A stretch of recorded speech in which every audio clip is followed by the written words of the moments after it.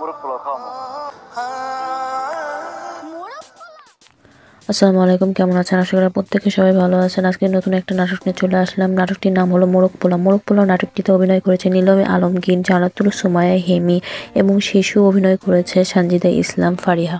মোরগ পোলাও নাটকটি আপনারা যারা দেখেছেন অবশ্যই কমেন্ট করে জানাবেন কেমন লেগেছে মোরগ পোলাও নাটকটি। আর যারা না দেখে থাকেন অবশ্যই দ্রুত ইউটিউব চ্যানেলে গিয়ে দেখে আসুন। তো আমার এই ইউটিউব চ্যানেলে যদি নতুন হয়ে থাকেন অবশ্যই আমার ইউটিউব চ্যানেলটি সাবস্ক্রাইব করে পাশে থাকুন। তো কথা না বাড়িয়ে ভিডিওটি শুরু করা যাক। নিলয় আলমগীর একজন নাইট গার্ডে চাকরি করত। তার সংসারে প্রচুর পরিমাণে অভাব ছিল। তার মেয়ের অনেক ইচ্ছা ছিল মোরগ পোলাও খাওয়াবে, কিন্তু তার সেই রকম কোনো সামর্থ্য ছিল না যে মোরগ পোলাও খাওয়াবে। একদিন রাতে যখন ডিউটি করছিল তখন দুইজন তাকে মোরগ পোলাওয়ের প্যাকেট দিল।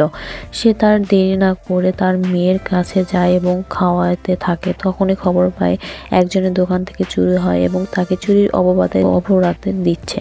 তারপর জানতে পারে সে নাকি তার মেয়েকে বিষ খাওয়ায়া মেরে ফেলেছে।